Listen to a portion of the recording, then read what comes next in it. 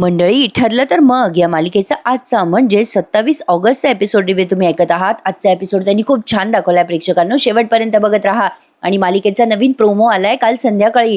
आता अर्जुनने सांगितलंय सायलीला की ही केस तू लढायची आहेस बायको, त्यामुळे सायली आता तिची स्वतःची केस लढणार आहे. प्रोमो काय जबरदस्त दाखवलाय मंडळी त्यांनी, अप्रतिम. त्यामुळे मालिका बघायला लय भारी इंटरेस्ट येणार आहे. सुरुवातीला त्यांनी जरा मागून दाखवलंय. सायली डॉक्टरांना हात जोडते आणि विनंती करते की माझ्या नवऱ्याला वाचवा हा डॉक्टर. पण डॉक्टर म्हणतात की कंडिशन क्रिटिकल आहे, आम्ही काही सांगू शकत नाही, सगळं देवाच्या हातात आहे. सायली आता विचार करते, माझ्या हाताने तू कुंकवाचा करंडा सांडला म्हणून तर हे सगळं झालं नसेल ना, त्याची शिक्षा ह्यांना मिळाली आहे का?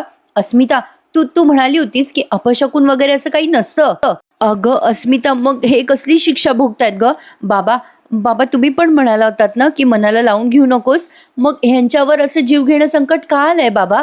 आई, अगं आई, तू पण म्हणाली होतीस ना की वेड्यासारखा विचार करू नकोस, मग हा सगळा वेड्यासारखा विचारच खरं ठरलाय का ग? देव देव का परीक्षा घेतोय अशी माझी? हे सगळं काय चाललंय नक्की? कल्पनाताई म्हणतात, सायली बेटा, देव आपली परीक्षा बघत असतो ग. सायली म्हणते, नाही नाही, आपली नाही, देव न माझ्या सौभाग्याची परीक्षा बघतोय. माझं चुकलं असेल तर देवाने मला शिक्षा द्यावी, पण ह्यांना का?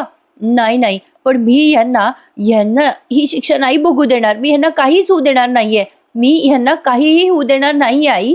असं म्हणून ती आता तिथून जाते. तिथे देवीचं एक छोटंसं मूर्ती आहे दवाखान्यामध्ये. सायली आता त्या देवीवर कुंकुमार्चन करते बरं का, आणि अर्जुन बरा होतो. हा एक थरार नेहमीप्रमाणे मालिकेत रंगवतातच. सायलीच्या मागे कल्पनाताई आणि प्रतिमा आत्या जातात आणि बाकीचे हे सगळेजण आता अर्जुनच्या त्या ओटीच्या बाहेर थांबलेत, म्हणजे ऑपरेशन थिएटरच्या. चैतन्य, अश्विन आणि प्रतापराव. मंडळी, तुम्हा सगळ्यांना ना एक रिक्वेस्ट आहे, या मालिकेनंतर मी लग्नानंतर होईलच प्रेम या मालिकेचा रिव्ह्यू देत असते. आज ना म्हणजे सिरियसली, म्हणजे विनंती आहे माझी सगळ्यांना की तुम्ही आज त्या मालिकेचा एपिसोड नक्की बघा, त्याचा रिव्ह्यू नक्की बघा माझ्या आवाजात. तुम्हाला ती मालिका प्रचंड आवडेल. आपल्या TTM प्रमाणेच ती मालिका पण खूप अप्रतिम आहे. बघा नक्की थोड्याच वेळात. इकडे नागराज, सचिन यांचा व्हिडिओ कॉल सुरू असतो. नागराज म्हणत असतो या सगळ्यांना, त्या त्या पोरीच्या समोर अर्जुनला मारण्यात आलं होतं ना, नाही म्हणजे मानसीने अर्जुनला मार खाताना पाहिलं म्हणताय ना तुम्ही? सचिन म्हणतो, हो, माणसांनी सांगितलं आपल्या तसं. मग नागराज म्हणतो, अरे 100% मग ती पोरगी आपल्या बाजूने बोलणार, अरे तिची तोंड उघडायची हिंमतच होणार नाही. ती जर आपल्या बाजूने बोलली नाही तर तिची म्हणजे त्या सायलीची अवस्था अर्जुन सारखी होईल असं सांगा तिला. काळजी करू नका रे, आपण पढवलंय तेच बोलणार आहे ती पोरगी. मैपत म्हणतो, नागराज शेठ तुम्ही म्हणताय ना तर नक्की होईल. प्रिया म्हणते, प्रॅक्टिकली विचार केला ना तर मानसी आपल्या बाजूने बोलणं जरा अवघड आहे, कारण तिच्यासाठी तिची सायलीताई म्हणजे दैवत आहे. तिला कितीही धमकावलं ना तरी तिने सायलीच्या विरोधात तोंड नाही उघडलं तर. प्रियाला आता तिचा प्लॅन फसताना कळतोय आणि आज यांचा प्लॅन पुन्हा फसलाय मंडळी. काल तर फसलेला दाखवलाच, आज पण फसलाय. त्यांनी त्या चहावाल्याच्या थ्रू चिठ्ठ्या पाठवल्या ना, तर फक्त त्या गुंडाला चिठ्ठी पोहोचली आहे बरं का, पण मानसीला जी चिठ्ठी पोहोचली ना ती खाली पडली आहे, ती काही मानसीपर्यंत पोहोचलीच नाहीये. आता इथून पुढे थोडासा जरा वेळ थरार रंगवलाय. सायली आता देवी आई जवळ जाते, देवी आई जवळ प्रार्थना करते, देवी आई ह्यांना लवकर बरं कर. देवी आई, मानसी परत यावी म्हणून मी तुझी पूजा केली, ती प्रार्थना तू ऐकलीस, पण मग माझ्या सौभाग्याची परीक्षा का घेतेस देवी आई? माझ्या प्रेमाला का सतत परीक्षा द्यावी लागते? ठीक आहे, तू जर माझ्या प्रेमाची परीक्षा घेतेस ना तर घे, मी वाटेल ती परीक्षा द्यायला तयार आहे, पण माझ्या नवऱ्याला तुला बरं करावंच लागणार आहे. जोपर्यंत माझा नवरा बरा होत नाही तोपर्यंत मी तुला कुंकवाचा अभिषेक करत राहणार आहे देवी आई. यांचं ऑपरेशन व्यवस्थित होऊ दे देवी आई, असं म्हणून सायली आता तिथे देवीला कुंकुमार्चन करायला सुरुवात करते. मागनं कल्पनाताई आणि प्रतिमा आत्या पण आल्या आहेत आणि आता इथून पुढे थोडंसं काही सेकंद त्यांनी थोडासा थरार दाखवलाय आपल्याला टीव्हीवर. म्हणजे आता सायलीला अर्जुनच्या बाबतीत सगळ्या आठवणी येत आहेत. इकडे अस्मिताला अर्जुन सोबत घालवलेले क्षण आठवत आहेत, म्हणजे अर्जुनला खूप मिस करतायत हे सगळेजण. प्रत्येकाच्या अगदी एक काही झलक दाखवली आहे. अर्जुन सगळ्यांशी किती फ्रेंडली वागतो, सगळ्यांसोबत तो किती चांगला वागतो, म्हणजे एक दाखवलंय त्यांनी त्याच्या आठवणी वगैरे. अश्विनला पण आठवतं, प्रतापरावांना आठवतं, चैतन्याला आठवतं. सगळेजण अर्जुनला खूप मिस करताय. आणि एकीकडे अर्जुनची शस्त्रक्रिया सुरू आहे ऑपरेशन थिएटरमध्ये. असा थरार आपण स्क्रीनवर बघतोय. खूप म्युझिकल दाखवलंय त्यांनी हा सीन. आणि त्यानंतर अचानक डॉक्टर येतात ओटीच्या बाहेर. सगळेजण ओटीच्या बाहेर थांबलेलेच असतात, अस्मिता, प्रतापराव, अश्विन आणि चैतन्य. डॉक्टर बाहेर येतात शस्त्रक्रिया करून. मग अश्विन विचारतो, डॉक्टर बरा आहे ना माझा दादा? शस्त्रक्रिया सक्सेसफुल झाली ना? काय झालंय डॉक्टर? सायली इकडे सतत कुंकुमार्चन करते, देवीवर कुंकुवाचा अभिषेक करते आणि बाहेर सगळे वाट बघतात. खूप वेळ दाखवलं हे त्यांनी आणि डॉक्टर बाहेर आल्यावरती सगळे पॅनिक होतात. काय झालं असेल बुवा आता, काय नाही? आणि मग डॉक्टर सांगतात की हो, ऑपरेशन यशस्वी झालंय, काळजी करू नका. आणि मग सगळ्यांच्या चेहऱ्यावर एक वेगळं समाधान येतं, आनंद येतो की चला आपला अर्जुन बरा झालाय. अर्जुन बरा झाला पण अजून शुद्धीवर आलेला नाहीये. आणि त्यातनं आता यांनी काय केलंय प्रेक्षकांनो, प्रियाने मुद्दाम प्लॅन केलाय. ते आता कोर्टाची तारीख घेतात बरं का, लगेच उद्याचीच, ज्यामुळे अर्जुन आता कोर्टात हजर राहू शकणार नाही ना. उद्या तो हजर राहणं शक्यच नाहीये. पण या सगळ्यातनं आता सायली आणि अर्जुन मस्त मार्ग काढणार आहेत. सायली प्रेग्नेंट असून सुद्धा तिच्या निर्दोषपणाचे सगळे पुरावे शोधणार आहे. अमेझिंग दाखवणार आहेत पुढचे भाग मंडळी, बघत राहा. ठरलं तर मग डॉक्टरांनी आनंदाची बातमी दिल्यावर खूप खूप खुश होतात अश्विन, प्रताप. आता डॉक्टरांना आधी विचारतात, हे आम्ही भेटू शकतो ना? डॉक्टर म्हणतात हो, काही वेळाने भेटा. अश्विन म्हणतो दादाला दुसऱ्या रूममध्ये शिफ्ट करतील, मग भेटूयात आपण. मग प्रतापराव म्हणतात, सायली कुठे बघ, प्रतिमा कल्पनाला बातमी दे. अश्विन येतो आणि पटकन बातमी सांगतो, वहिनीची प्रार्थना देवी आईपर्यंत पोहोचली आहे, दादाचं ऑपरेशन सक्सेसफुल झालंय. सायली डोळे मिटूनच हे सगळं ऐकते. अश्विन सांगतो की दादाच्या जीवाला आता धोका नाहीये आणि सायली आता तिचा जीव भांड्यात टाकते बिचारी. आता कल्पनाताई म्हणतात, सायली ऐकलंस ना बेटा, आपल्या अर्जुनचा जीव धोक्यात नाहीये, आपला अर्जुन बरा होणार लवकर आता. सायली म्हणते, हो माझी खात्री होती आई, देवी आई यांना लवकर बरं करेल. देवी आई तू माझं सौभाग्य वाचवलंयस, तुझे हे उपकार मी आयुष्यभर विसरणार नाही. असं म्हणून सायली नमस्कार करते देवी आईला. इकडे या श्वेताने मुद्दाम कुसुम आणि मधुभाऊंना हे सगळं कळवलंय बरं का मंडळी. आणि आता कुसुम आणि मधुभाऊ बिचारे खूप घाबरून जातात आणि म्हणतात, बापरे अगं श्वेता, हे कधी आणि कसं झालं ग? श्वेता म्हणते, अगं कुसुमताई, हे सगळं फार अवघड झालं ग. मानसी पोलिसांच्या ताब्यात आहे आता, हे खरं आहे, पण हे प्रकरण अर्जुन सरांच्या जीवावर बेतलंय म्हणे.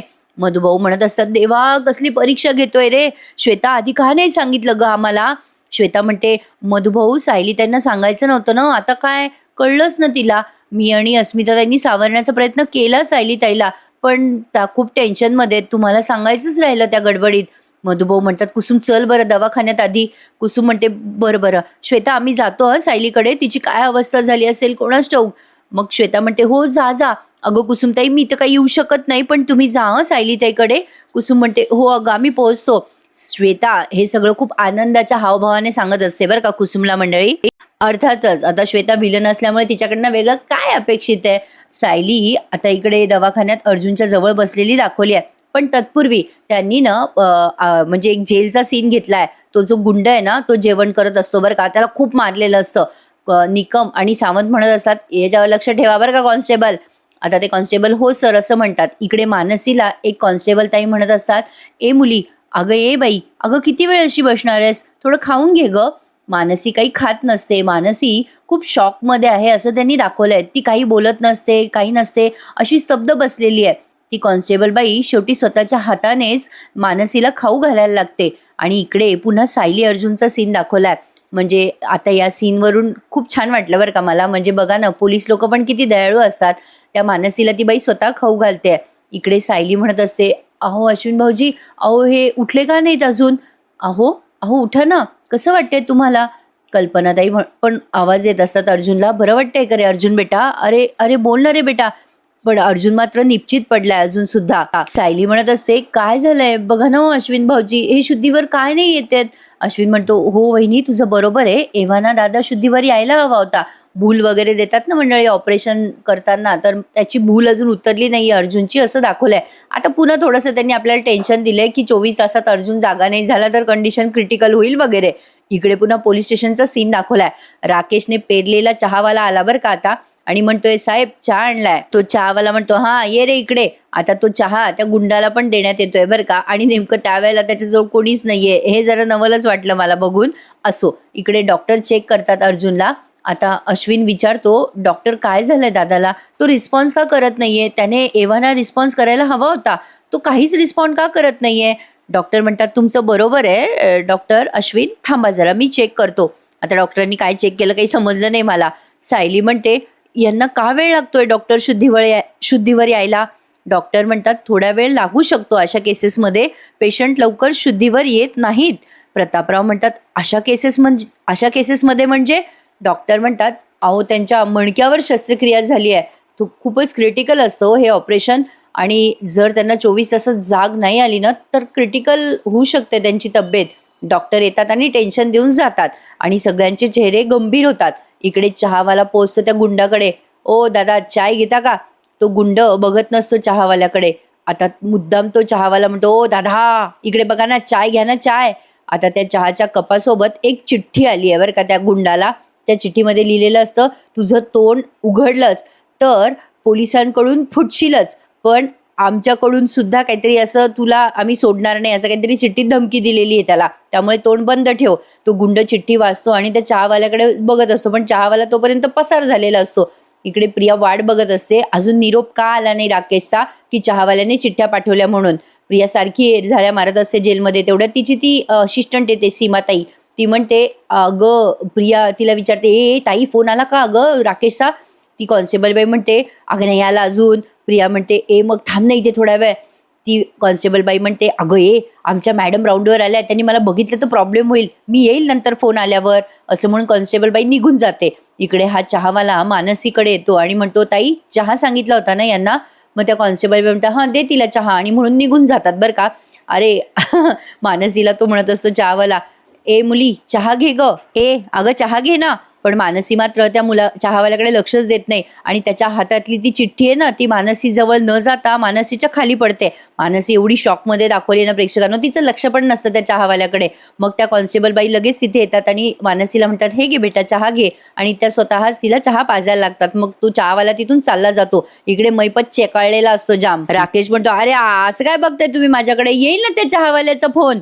मैपतला काही भरोसा नसतो राकेशवर. मैपत म्हणत असतो, "इथे बसून बसून आमच्या अंगावर मुंग्याचं वारूळ तरी चढल, नाही तर माझ्या डोळ्याच्या खाचड्या तरी होती, पण त्या चहावाल्याचा काही फोन येणार नाही." "अरे विचार ना बाबा तू, त्या चहावाल्याला चिठ्ठी पोहोचली का पोरीपर्यंत?" तेवढ्या चहावाल्याचाच फोन येतो राकेशला आणि राकेश म्हणतो, "आला आला, त्याचाच फोन आला." मैपत म्हणतो, "अरे बाबा उचल ना मग. हां बोल रे, झालं का काम?" तो चहावाला म्हणतो, "हो साहेब, झालं काम." आणि या सगळ्यांच्या चेहऱ्यावर आनंदच आनंद. चहावाला म्हणतो, "तुमच्या दोन्ही चिठ्ठ्या पोहोचवल्यात त्या गुंडांपर्यंत." आणि राकेश म्हणतो, "बरं बरं, चल ठेवतो फोन." आणि मग राकेश महिपतला म्हणतो, "बोललो तर मी, काम होणार, आता प्रियाला सांगतो फोन करून." प्रिया म्हणजे यांची हायकमांडच झाली आहे बरं का. प्रियाला आता लगेच कॉन्स्टेबल बाई फोन आणून देते. प्रिया म्हणते, "झालं झालं राकेश, काम झालं?" राकेश म्हणतो, "हो काम झालं, त्या मानसीपर्यंत आणि आपल्या गुंडापर्यंत चिठ्ठी पोहोचली आहे." प्रिया म्हणते, "हा चला, एक काम तरी धड झालं, नशीब." आता मला असं वाटतंय की त्या मानसीला एवढे डोस मिळालेत ना पुरेत. आता मला नाही वाटत कोर्टात ती सायलीची बाजू वगैरे घेईल, नाही, पण तरी सुद्धा जरा जरा म्हणजे एक एक प्लॅन बी असायलाच हवा आपल्याकडे. सचिन म्हणतो, "आता प्लॅन बी कशाला प्रिया, अगं ए प्लॅन सक्सेसफुल होतोय ना." मैपत म्हणतो, "नाही नाही दीक्षित, अगं अरे त्या प्रियाचं बरोबर आहे, नाही एक प्लॅन चालू असला तरी दुसरा चालू पाहिजे, कळलं का तुला? आणि बबले, पुढे काय करायचं का नेमकं?" प्रिया म्हणते, "थांबा थांबा, मला विचार करायला जरा वेळ द्या. सचिनला आणि राकेशला थोड्या वेळाने जेलमध्ये पाठवा मला भेटायला." मग राकेश म्हणतो, "हो चल ठीक आहे," आणि मग फोन ठेवून देतात. प्रिया त्या कॉन्स्टेबल बाईला फोन परत देते आणि आता प्लॅन बीचा विचार करायला लागते. कमाल आहे बाबा प्रेक्षकांनो, एवढ्या हालचाली होतात जेलमधनं. मी पहिल्यांदाच बघते हे सगळं, म्हणजे पिक्चरमध्येच पाहायला भेटतं म्हणा तसंही आपल्याला. असो, आता इकडे अर्जुनची तब्येत म्हणजे अजून तो काही जागा झालेला नाहीये, शुद्धीवर आला नाही, त्यामुळे सायलीला अजूनही टेन्शन आलेलं आहे. सगळे तिथेच आहेत हॉलमध्ये. मधुभाऊ पण आले जावयाला भेटायला आणि म्हणतात, "प्रतापराव, मला माफ करा हो, माझ्यामुळेच जावई बापूंची अशी अवस्था झाली आहे." मधुभाऊंना अजूनही असंच वाटतंय की हे सगळं त्यांच्यामुळे होत आहे. मग प्रतापराव त्यांना समजवतात, "मधुभाऊ, तुम्ही हे सगळं स्वतःवर का घेताय? अहो तुमच्यामुळे काहीच झालं नाहीये." मग मधुभाऊ म्हणतात, "तुमचं बरोबर आहे प्रतापराव, पण मी जर सायलीवर आश्रमाची जबाबदारी दिली नसती, मी जर सगळं काही स्वतःच्या खांद्यावर ठेवलं असतं, तर आज माझ्या सायलीला आणि जावई बापूंना एवढा त्रास नसता झाला." मग अश्विन, प्रतापराव सगळे समजवतात त्यांना की तुम्ही असं स्वतःवरती गिल्ट घेऊ नका मधुभाऊ. सायली अजूनही टेन्शनमध्येच आहे, तिथे बिचारी ती अर्जुनच्या पायाशीच बसली आहे. मग कुसुम बिचारी रडायला लागते बरं का. कुसुम पण आहे तिथे. कुसुम म्हणत असते, "बिचारे आपले अर्जुन सर एवढे तडफदार आहेत, त्यांना असं पडवलेलं बघवत नाहीये हो, असं म्हणून कुसुम पण रडायला लागते. खरंच ना प्रेक्षकांनो, आपल्याला अर्जुनला नेहमी ॲक्टिव्ह असताना बघायची सवय आणि तो बिचारा असा अंथरुणात पडलाय, आपण कधी इमॅजिन पण केलं नव्हतं. अश्विन आणि सगळेच जण समजवतात आता मधुभाऊला आणि कुसुमताईला आणि आता या सगळ्यांना घरी जाण्यासाठी इन्सिस्ट करतात. तर सायलीला पण खूप आग्रह करतात ते. प्रतापराव म्हणत असतात, "कल्पना, तू आता घरी घेऊन जा बरं सायली." प्रतापराव म्हणतात, "मी, अश्विन आणि चैतन्य आम्ही तिघेच थांबतो हॉस्पिटलमध्ये. मधुभाऊ, कुसुमताई तुम्ही पण आता जा हं घरी." पण सायली काही ऐकत नसते बाबा. आधी तर कल्पनाताई म्हणतात, "अहो मला थांबू द्या ना अर्जुन जवळ." अश्विन म्हणतो, "नाही मम्मा, पेशंटला जास्ती लोकांना म्हणजे पेशंटजवळ जास्ती लोकांना थांबायची परवानगी नसते गं. मी हवं तर तुम्हाला थोड्या थोड्या वेळाने कॉल करत राहील. प्रतिमात्या तू घेऊन जा बरं सायली वहिनीला घरी. मम्मा तुम्ही पण जा." मग प्रतिमात्या म्हणतात, "बरं ठीक आहे अश्विन, आम्ही निघतो. चल बरं सायली बेटा." पण सायली म्हणते, "मी काही तुमच्याबरोबर येणार नाहीये." साहजिक आहे प्रेक्षकांनो, सायलीच्या जागी कोणी असतं बायको तर ती काही नवऱ्याला सोडून आली नसती. आता हे सगळे समजवतात. अस्मिता म्हणते, "सायली, अगं तुला तुझ्या तब्येतीची काळजी घ्यावी लागेल." आता ते पुढच्या सीनमध्ये दाखवलंय. इकडे प्रिया आणि सचिनचा सीन दाखवलाय. आता तिने सांगितलं होतं ना मगाशी, थोड्या वेळाने या जेलमध्ये भेटायला. मग लगली पोहोचले जेलमध्ये तिला भेटायला. यांचं काय माहेरच आहे जेल म्हणजे प्रियाचं, ती काही करू शकते तिथे. प्रिया विचारत असते सचिनला, "काही बातमी आली का पोलीस स्टेशनवरनं?" सचिन म्हणतो, "नाही, अजून नाही आली." प्रिया म्हणते, "अर्जुनबद्दल कळलं का?" सचिन म्हणतो, "नाही अगं, पण तो अजून शुद्धीवर आला नाही एवढं मात्र खरं आहे." प्रिया म्हणते, "मग चांगलं आहे ना, खूप चांगली बातमी दिलीस तू." प्रिया पुढे खुश होते बरं का आणि म्हणते, "मस्त मस्त, आणि माझ्या डोक्यात ना एक नवीन प्लॅन शिजतोय. असं जर झालं ना तर खूप सॉलिड होईल ना." राकेश म्हणतो आणि सचिन पण विचारतो, "कसला प्लॅन ग प्रिया?" प्रिया म्हणते, "अर्जुन काय आता कोर्टात जाऊ शकणार नाहीये, कारण सायलीचा सगळ्यात मोठा सपोर्ट हॉस्पिटलमध्ये असं निश्चित पडलाय, त्यामुळे तीही कोर्टात जाऊ शकणार नाहीये. तू एक काम कर सचिन, त्या शेंडे वकिलाला कॉल कर आणि त्याला सांग उद्याच्या उद्या कोर्टाची तारीख घे म्हणून." पण प्रेक्षकांनो, हिने जरी प्रयत्न केला तरी सिंपती म्हणून अर्जुन आणि सायलीला ते आणखीन पुढची तारीख देऊ शकतात. म्हणजे हे जरा प्रियाचं ओव्हर वाटलं मला. तर असो, प्रियाचं असं म्हणणं असतं की शेंडे वकिलाला कॉल कर सचिन आणि सांग की उद्याचीच तारीख घे. मग सचिनला तिचा प्लॅन खूप आवडतो आणि प्रिया म्हणते, "असं जर झालं म्हणजे उद्या जर सायली अर्जुन कोर्टात नाही पोहोचले तर केस त्यांच्या विरोधात नक्कीच जाऊ शकते. पण मला नाही वाटत असं काही होऊ शकेल म्हणून. तुमचा अंदाज मला नक्की कळवा." आता प्रियाने असं सांगितल्या सचिन आता त्या कॉन्स्टेबल बाईच्या फोनवरनं फोन लावतो शेंडे वकिलाला. शेंडे वकील म्हणतो, "बोला सर." आता सचिनने त्याला जे सांगितले ते आपल्याला ऐकवलं नाहीये. अर्थातच त्याने सांगितलंय की उद्याची केस म्हणजे उद्याची तारीख घेऊन टाक बाबा केससाठी. आणि आता तो शेंडे वकील हो म्हणून म्हणतो. आता ते सगळं म्युझिकमध्ये ऐकवलंय आपल्याला. इकडे आता शेवटचे सीन तुम्ही बघत आहात.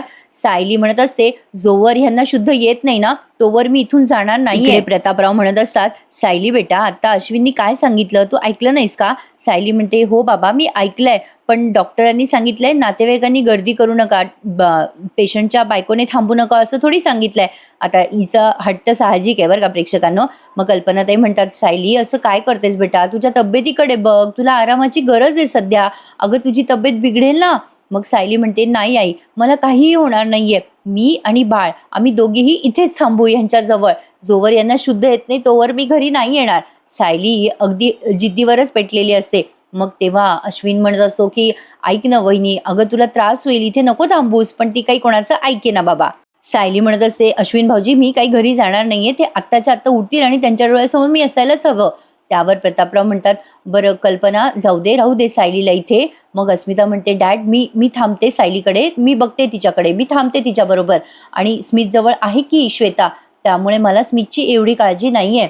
मग कल्पनाताई म्हणतात, "अश्विन, ए बाबा सायलीकडे लक्ष ठेव, तिला त्रास होणार नाही बघ बरं." अश्विन म्हणतो, "हो मामा, तू काळजी करू नको, आम्ही सगळे इथे आहोतच." प्रतिमा त्या म्हणतात, "बरं ठीक आहे, आम्ही निघतो आणि सगळ्यांसाठी डबा पाठवतो हं. सायली बाळा, हे बघ तू थोडंसं खाऊन घे हं फक्त." आता जेव्हा असं प्रतिमात्या म्हणतात तेव्हा सायली फक्त अशी चेहरा जरा नाराज करते. आणि असो मंडळी, आजचा हा भाग इथे संपून जातो. आता त्यांनी ना मध्ये एक छोटीशी क्लिप दाखवली आहे. आता मला वाटतं उद्या परवाच होऊ दे धिंगाणा ही नवीन मालिका येते ना, म्हणजे पुढचा सीझन येतोय त्या मालिकेचा. त्यामुळे आता सगळ्यात पहिल्यांदा बहुतेक पहिल्याच एपिसोडमध्ये आपले ठरलं तर मग टीमचे सगळे कलाकार आणि लग्नानंतर होईलच प्रेम या मालिकेचे कलाकार सगळे येणार आहेत. आणि त्यांच्या एका छोट्याशा गेमची त्यांनी आज प्रोमोमध्ये झलक दाखवली आहे. ठरलं तर मग मध्ये हा प्रोमो त्यांनी दाखवलाय. मजा करणार आहेत हे सगळे बरं का प्रेक्षकांनो या शोमध्ये. आणि हा शो नक्की बघा. माझ्या मुलीचा फेवरेट शो आहे बरं का हा. तुम्हा सगळ्यांचा पण आहे का? मला कमेंटमध्ये नक्की सांगा. मस्त केलाय बरं का या सगळ्यांनी पोशाख. आता यावेळेला त्यांनी बेटावरती वगैरे काहीतरी शूट केलंय असं दाखवलंय. तर असो, असा हा प्रोमो छोटासा दाखवलाय. आता सायली खूप टेन्शन घेत असते आणि अर्जुनला म्हणत असते, अहो उठा ना अहो. तेवढ्यात चैतन्य येतो आणि सायलीला सांगतो की आपल्याला कोर्टाची उद्याचीच तारीख मिळाली आहे सायली वहिनी, आपल्याला उद्या जावं लागेल. सायली म्हणते, बापरे, पण नाही मी यांना सोडून कुठेही जाणार नाहीये. सायली जिद्दीलाच पेटली आहे आणि इकडे महिपत, प्रिया हे सगळे जल्लोष साजरा करतायत की सायली उद्या कोर्टात पोहोचणारच नाही म्हणून. प्रिया सांगत असते फोनवर की उद्या कुठलीही चूक होऊ देऊ नका आणि सायली मात्र जिद्दीलाच पेटलेली असते. जोवर अर्जुन बरा होत नाही तोवर ती अर्जुनपासून हलणार नाहीये. मंडळी, उद्याचा भाग मस्त असणार आहे. मंडळी, तुम्हा सगळ्यांना रिक्वेस्ट आहे की माझ्या त्या चॅनलवरचा लग्नानंतरचा एपिसोड रिव्ह्यू नक्की बघा. खूप छान दाखवणार आहेत ते आज. आणि हो, त्या चॅनललाही माझ्या प्लीज सबस्क्राईब करा. काहीच सबस्क्रायबर शिल्लक आहेत आता त्याही चॅनलची 1 लाखाची फॅमिली व्हायला. प्लीज प्रेक्षकांनो नक्की बघा, मनापासून विनंती आहे. आणि आजचा TTMचा एपिसोड कसा वाटला मला कमेंटमध्ये नक्की कळवा. भेटूयात उद्या पुन्हा एकदा. तोपर्यंत टेक केअर. धन्यवाद.